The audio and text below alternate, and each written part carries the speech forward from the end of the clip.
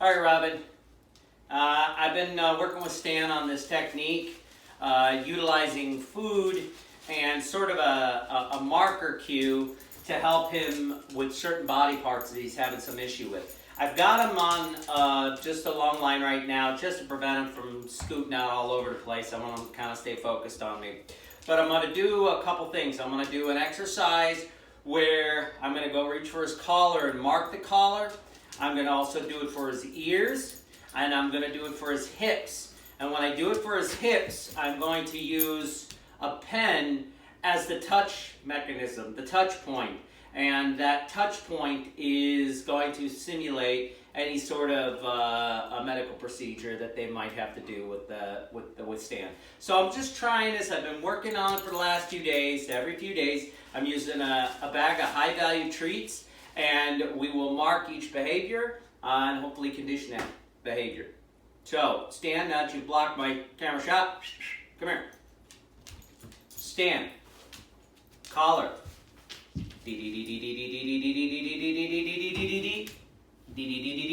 Collar. Yes. Stand. Collar.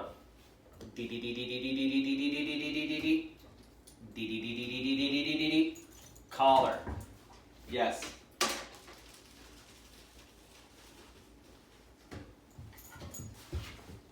Stand. Collar.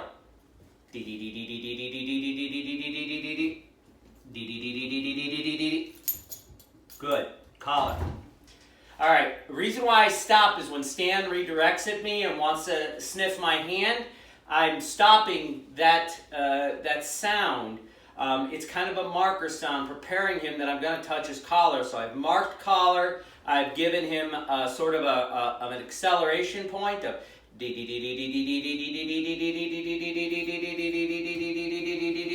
collar. Then I mark behavior, yes. So I've been doing this with several, and I know I sound like a knucklehead doing it. I feel like a knucklehead doing it. But what I've noticed is when I first started this exercise, Robin, I would just go grab the collar like this, and Stan would do this. All right, most dogs do this. They back away from it because they see this object, this person, this mass coming towards them in their vision, and they're just instinctually going to retract back. So what I want to do is kind of preempt that touch by marking certain things. So for example, I'm going to go ahead and I'm going to now do Stan's ears. So I'm going to go Stan, ear, ear. Yes.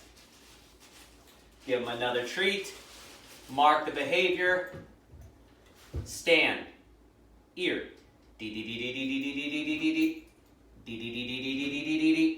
Ear. Yes. Now I'm doing this not on his level, but slightly higher above him because, as we know at the vet, they're coming down on him. So he's at floor level. He settles down, and then they're coming down on him. So we're practicing some of this. So we're going to try the other ear. I'm going to go Stand, ear.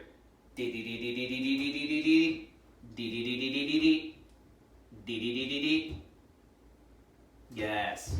Good. So a lot of this, when I first started doing it, Stan would just immediately flinch back. So now, by marking and cueing the word before I actually go and do it, and I start that ramped up behavior, he's kind of getting prepared for what is to come next, which means I'm going to be touching him in some way. If I continually use collar, ear, hip, foot, paw, nail, whatever I want to get specific, as long as it's the same thing, consistent with a marker word, he's going to hear this collar. Collar. Now notice that exercise. When I did that exercise, Robin, as I went to go reach for the collar, every time I've done it before, he stopped to smell my hand, stopped to smell my hand, stopped to smell my hand. Now that's a good thing. But this last time, he just let me go straight for the collar. So now I'm going to go ahead and go Stand, ear.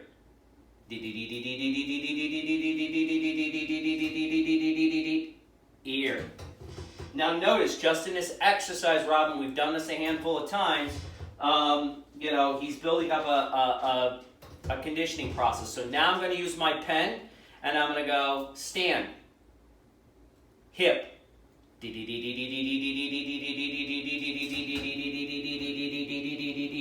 hip, yes. Now I'm going to get down on his level, stand, hip,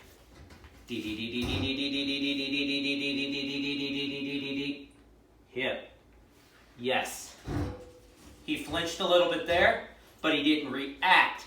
He just let his body do the instinctual reaction, and we're doing this in a completely sterile environment. So he has never been out in this part of the training building before. So he's never been boarded out here, never been trained out here. So this backyard is completely to simulate a sterile environment like a vet's office. Hip. Hip. Yes.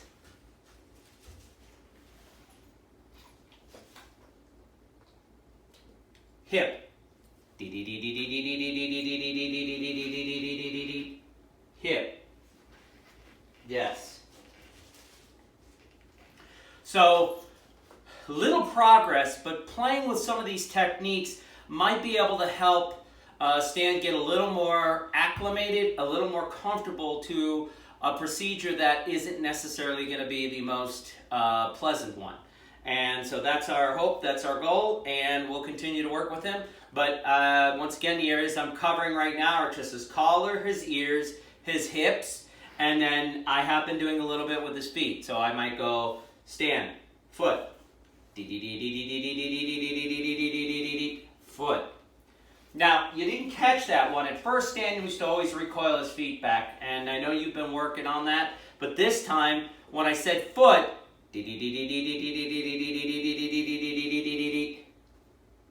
foot.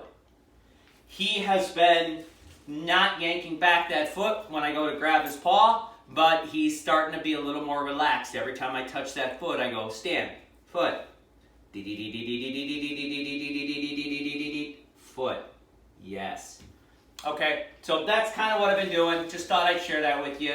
It's nothing fancy, but I believe that if we continue this conditioning process, that future visits to the vet office, we can utilize this technique, and if you practice this at home, I think we can have some success with it, okay? All right, good job, Stanny.